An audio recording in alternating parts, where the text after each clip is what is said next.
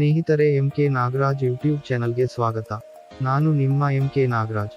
ಸ್ನೇಹಿತರೆ, ನಾವು ಉತ್ತರ ಕರ್ನಾಟಕದ ಸ್ಥಳೀಯ ಐತಿಹಾಸಿಕ ಸ್ಥಳಗಳು ಮತ್ತು ದೇವಸ್ಥಾನಗಳ ಬಗ್ಗೆ ವಿಡಿಯೋ ಮಾಡ್ತಾ ಇದ್ದೇವೆ. ಇವಾಗ ನಾವು ಚಿಕ್ಕೋಡಿಯಿಂದ ಕೇವಲ 7-8 ಕಿಲೋಮೀಟರ್ ಅಂತರದಲ್ಲಿ ಇರುವ ಸುಮಾರು 800 ವರ್ಷಗಳ ಇತಿಹಾಸ ಹೊಂದಿರುವ ತೋರಣಹಳ್ಳಿಯ ಸ್ವಯಂಭೂ ಮಾರುತಿ ದೇವಸ್ಥಾನಕ್ಕೆ ಹೋಗ್ತಾ ಇದ್ದೇವೆ. ಆ ದೇವಸ್ಥಾನದ ಸಂಪೂರ್ಣ ಇತಿಹಾಸ ನಿಮಗೆ ಈ ಒಂದು ಚಿಕ್ಕ ವಿಡಿಯೋನಲ್ಲಿ ತಿಳಿಸುತ್ತೇವೆ.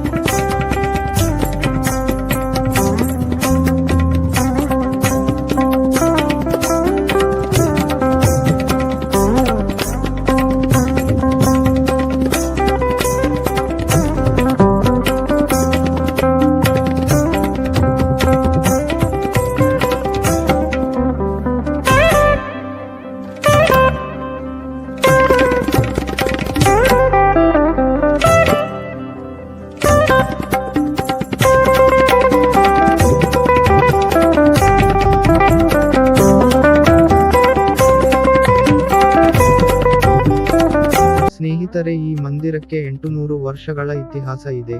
ಸುಮಾರು 1205 ಇಸ್ವಿಯಲ್ಲಿ ಆಗಿನ ಕಾಲದ ತೋರಣಹಳ್ಳಿಯ ಗ್ರಾಮ ಜೀವನದ ಚಿತ್ರ ನಾವು ಇಲ್ಲಿ ನೋಡಬಹುದು.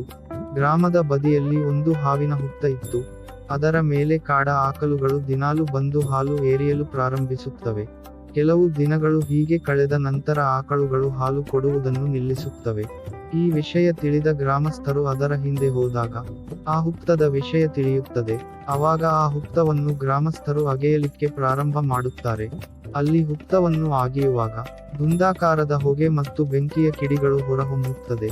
ಆವಾಗ ಕೆಲವರು ಓಡಿ ಹೋಗ್ತಾರೆ, ಕೆಲವರು ಮೂರ್ಛೆ ಬೀಳ್ತಾರೆ ಮತ್ತು ಇಲ್ಲಿ ಬಂಡೆಗೆ ಮೊದಲು ಏಟು ಹಾಕಿದ ವ್ಯಕ್ತಿ ಅಲ್ಲೇ ಸತ್ತು ಹೋಗುತ್ತಾನೆ. ಗ್ರಾಮಸ್ಥರು ಹುತ್ತದಲ್ಲಿ ಇರುವ ಬಂಡೆಯ ಮೇಲೆ ಮಾರುತಿಯ ಒಂದು ಆಕಾರ ಕಂಡು ಗ್ರಾಮಸ್ಥರು ಅದನ್ನು ಶಿಲ್ಪಿಗೆ ಕರೆಸಿಕೊಂಡು ಬಂದು ಅದಕ್ಕೆ ಆಕಾರ ಕೊಡಕ್ಕೆ ಪ್ರಯತ್ನ ಮಾಡುತ್ತಾರೆ.